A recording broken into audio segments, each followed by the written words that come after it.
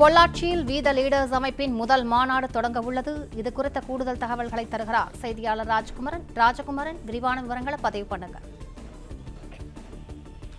அண்ணாமலையினுடைய வீத லீடர்ஸ் அமைப்பின் முதல் மாநில தழுவிய மாநாடாக இன்றைக்கு பொள்ளாச்சியில் நடைபெறக்கூடிய இந்த மாநாடு நடைபெற உள்ளது. பொள்ளாச்சி அருகே நடைபெறும் மாநாட்டிற்காக 25,000 இருக்கைகள் வரை போடப்பட்டிருக்கின்றன. போதை ஒழிப்பு மாநாடு என்ற அடிப்படையில் தமிழ்நாட்டிலிருந்து போதைப் பொருள்களை ஒழிப்போம் என்று சொல்லி இன்றைக்கு அண்ணாமலை தன்னுடைய வீத லீடர்ஸ் அமைப்பின் சார்பிலே இந்த மாநாட்டை ஏற்பாடு செய்திருக்கின்றார். சரியாக 5 மணிக்கு மேலாக இந்த நிகழ்வு தொடங்கும் என்று சொல்லப்பட்டிருக்கின்றது.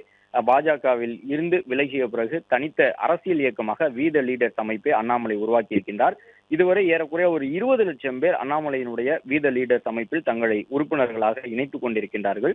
ஒரு மாறுபட்ட அரசியலை முன்னெடுப்போம் என்ற அடிப்படையில் அண்ணாமலை தொடங்கி இருக்கக்கூடிய இந்த வீத லீடர்ஸ் அமைப்பின் மூலமாக பல்வேறு காலகட்டங்களில் அது ஏற்கனவே உருவாக்கப்பட்டு பலரும் இணைந்திருந்தாலும் இந்த 20 லட்சம் உறுப்பினர்கள் என்பது தற்பொழுது கடந்த ஒரு மாதத்திற்குள்ளாக இணைந்த உறுப்பினர்களுடைய எண்ணிக்கை.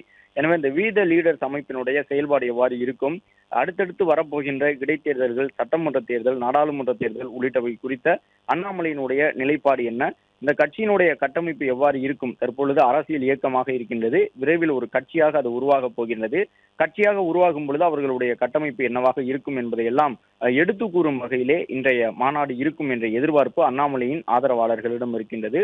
போதை இல்லாத தமிழகம் என்ற தலைப்பில் இந்த விழிப்புணர்வு மாநாட்டை அண்ணாமலை நடத்த இருக்கின்றார்.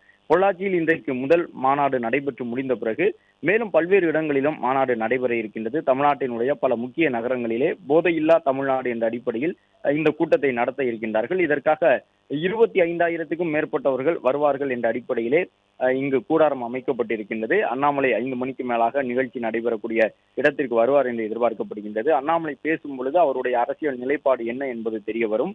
இப்பொழுது அளவில் பாஜகவில் இருந்து அவர் வெளியேறி இந்த வீத லீடர்ஸ் என்பதை ஒரு அரசியல் இயக்கமாக மாற்றிய பிறகு பல புதிய கருத்துக்களை கூறி வருகின்றார். அதாவது பாஜக சித்தாந்தத்திலிருந்து மாறுபட்ட கருத்துக்களை சொல்லி வருகின்றார்.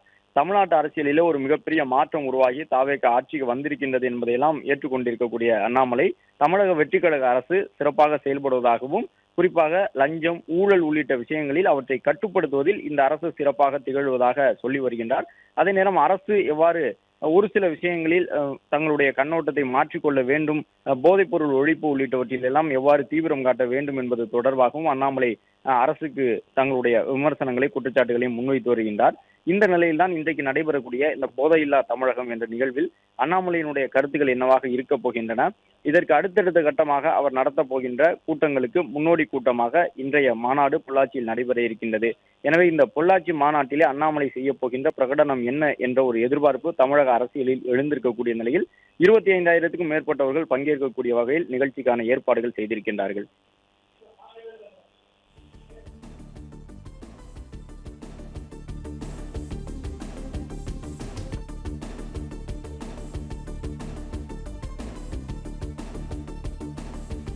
விவரங்களுக்கு நன்றி ராஜகுமரன்.